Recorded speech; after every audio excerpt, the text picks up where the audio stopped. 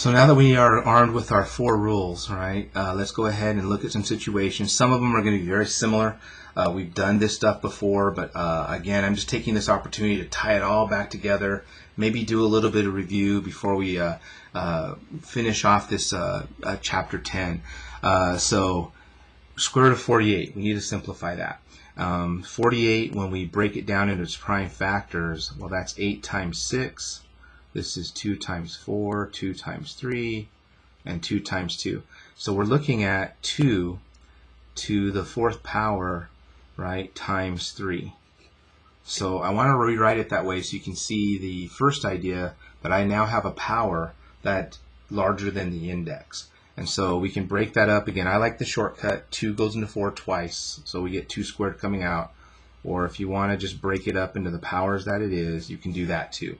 So there's a power matching the index, there's a power matching the index. So I have 2 squared coming out, and I got a square root of 3 staying in the radical. Of course, 2 squared is 4, and that's probably how we'll write our final answer there. And of course, some of you probably want to just say, well, 48 is 16 times 3, and do it that way, right? Square root of 16 is 4, and then we have the radical 3. So, but I'm just trying to demonstrate the rule where the power is higher than the index. And we need it here.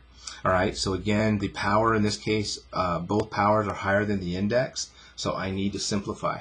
If I'm using the shortcut, 3 goes into 4 once with remainder of 1.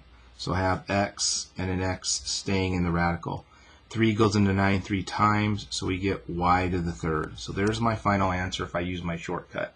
If I use if you break it down, x to the 4th is x to the 3rd times x.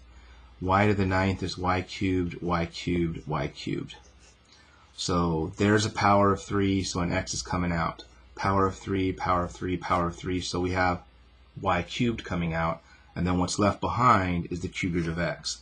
Again, note, be very careful about, do we have a power or do we have an index? So I'm hoping that's really clear. If it's not, right, make it very clear. Right, so maybe that's even clearer. So this 3 is applied to the y, and that 3 is the index for what's remaining. So again, the demonstration of simplifying. We've done this before, just putting ideas together. The next example, we have a square root times a square root. Nothing can be really simplified too much, but if we multiply this together, this becomes 40x squared. Okay, and so we've got that. 40, if you prime factor it, becomes 2 to the 3rd times 5, x squared. Again, you can use a shortcut or you can break things up. And we're looking for powers of 2. So there's a power of 2 and there's a power of 2. So 2x is coming out of that, and it looks like what stays behind is 10. All right, and so there would be our simplified answer. So in this case, after we did our multiplication, we started with some powers that are higher than the index. So that's, again, no good in a radical situation. For part D, we begin with a radicand as a fraction. So that's no good, so we're going to break that up. All right, and then we're going to simplify. How about I just say the square root of 32, well, that's the square root of 16 times 2, and on the bottom we have x squared times x. So upstairs we get 4 square roots of 2. On the bottom we get an x square roots of x. Okay, so we fixed one problem, right? Actually, we fixed several. The radicand was a fraction. We fixed it. We can simplify the top because powers are higher than the index, but now we have a radical down in the denominator.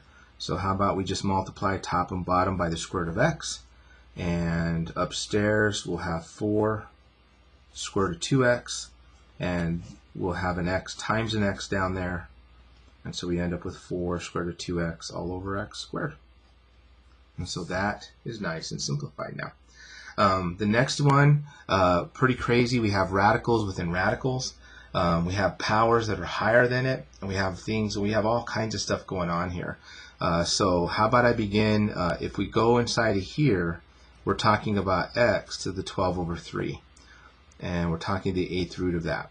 And then if we go a step further, this is the x 12 over 3 all to the 1/8 power. So there we go. If we now multiply my exponents, we have 12 over 24, and of course we know that reduces to 1/2. And so my final answer would be the square root of x. So that's how I'd simplify that. I didn't use any radical rules. I just used the concept. I changed my radical to fractions, and then simplified my fractions, thereby simplifying my radical. So again, nice. Hopefully that's a good review of some stuff we've seen before. And then here's a beast. Way back when, I believe it was chapter 10.3, we took a look at this, and I asked her, saying we're not done. First move is to multiply everything together. So we end up with the fifth root of 5x all over 2y. So now we have a problem, right? Because my radicand is a fraction. So we'll break it up, right? This is the fifth root of 5x over the fifth root of 2y. And so now we have another problem, right? We need to simplify by rationalize that denominator. So we're going to multiply the top and the bottom by a fifth root, and then I need powers of 5. So we have a power of 1 basically. So I need 2 to the 4th, and I need y to the 4th. 2 to the 4th and y to the 4th. So upstairs we're going to get the fifth root. We're going to get 5 times 2 to the 4th x and y to the 4th, right? So we're just multiplying my radicands together. Down below we have the fifth root. Well, 2 and 2 to the 4th is 2 to the 5th, and y to the 4th is y to the 5th. So we got a lot going on there. So upstairs, I believe, how about 2 to the 4th is 16, and times 5 is 80. So we have 80 x y to the 4th, and that's the fifth root, divided by power of 5, 2y. And now we have a nice simplified radical expression. All four conditions are satisfied. So if we look at the radicand, especially up here, it has no powers that are higher or equal to the index, right? So that satisfies our first two rules about powers and not sharing any common factors. The radicand itself, we do have a fraction, but the radicand itself is not a fraction, right? So that's what we're trying to avoid. And then there's no radicals down the denominator. So all four conditions are finally met. So this expression simplifies to that expression. So there you go. That's how you put it all together. Let's wrap up 10.4 there. Again, if you guys need help, please reach out for it. The rules can get really confusing in here since we're using some of you are still working on those exponential rules and you're rusty. And so, those are in play, the radicals are in play, a lot of factorings in play, equivalent fractions are in play. There's a lot of things that tend to be kind of thorns in student side, and we're actually putting them all together in chapter 10. So hopefully you're getting better at them. If you're not, like I said, reach out for help. Ask for a Google Meet time with me, and maybe we can do some face-to-face work via the Google Meets. I'll talk to you guys later.